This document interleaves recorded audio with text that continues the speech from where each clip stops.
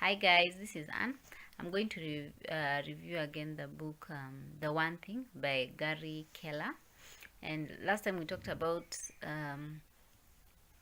the having your one thing. You decide what your one thing is, and writing the goal down. It has to be something small. And so now we are discussing about time blocking. You time block the time in which you'll do your one thing, and then you're also, when you time block the the time, you have to also secure the block, as in, you decide from this hour to this time, this is the time I'm going to work on my one thing. But you'll only find that things happen. People will try and contact you.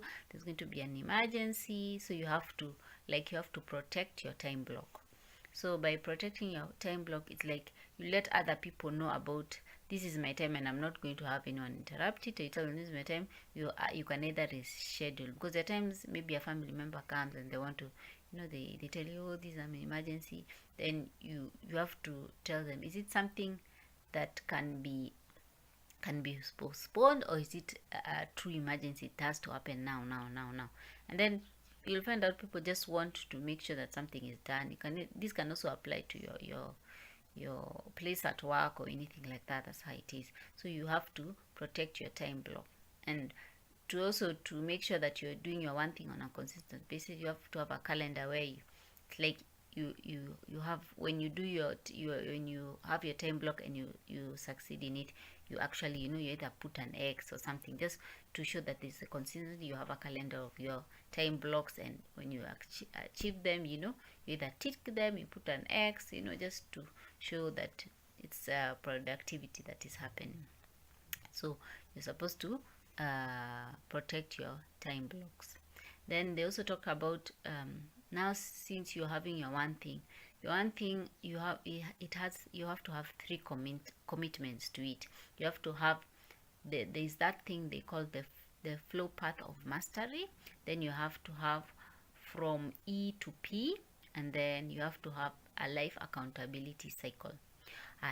Your flow to path of mastery, it refers to where that mastery, you don't consider mastery as an end goal. It is an ongoing process. When you are thinking about mastery, you're not thinking about it in terms of, I'll do the best I can do. It is about doing the best that can be done. When I had that, I took a pause. When I read that book, I was like, holy crap, I've just been doing the best that I can do. Because acquiring mastery needs you to move. Actually, right now I'm moving on from entrepreneurship to purpose, to being purposeful, which is moving from E to P. So you don't consider mastery as an end goal. You consider it as an ongoing process. You move from step 1, step 2, step 3, just like in the domino effect, where you move from one very small thing to a slightly larger, like that. It is an ongoing process. Mastery is an ongoing process. For me, I never realized that's what it was until you read books, you're like, hey, yeah, no one ever taught you that. And your own family members will never learn that unless they are into self-development, which this is. Anyway, so you move from E to P, meaning you move from entrepreneurship, which entrepreneurial stuff, which means you're doing the best you can do. But being purposeful is like where you're like, if you're given, they give an example, if you're given I was going to call it in Kiswahili, just one second. If you're given a hammer, most people, they're given a hammer, they go straight to work. They know what they can do with that hammer. For example, another person is given the hammer and they have reached their limit. So in entrepreneurship, you reach your limit, yes, as in you do the best you can do, and that's it.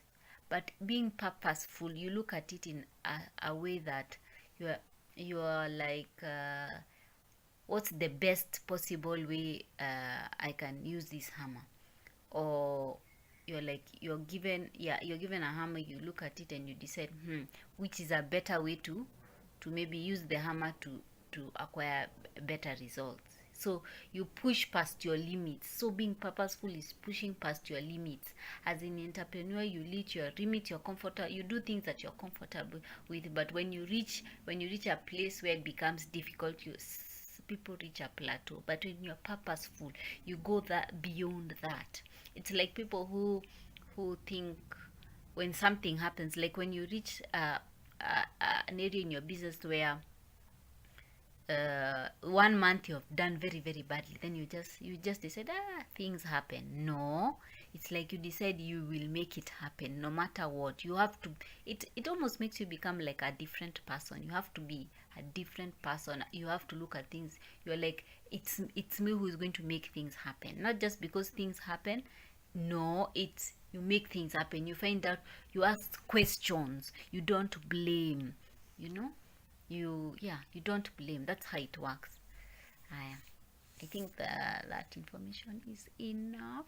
I've ranted enough, but I thought those informations were very important. Okay, the last one is where you are accountable. It talks about where you make yourself accountable. You have a coach where you report to when you've done this progress. After a while, you have someone to report to. It makes you to do the work even more. And like when you don't have a coach, you don't have a mentor or someone, you are not as productive as when you are accountable to someone else. So I thought that was a very important information to have. So if you want to learn more about the book, you can get the book. It's called The One Thing by Gary Keller. Thanks for watching, and you can subscribe for more reviews on the books that I read. And thanks for watching. Bye.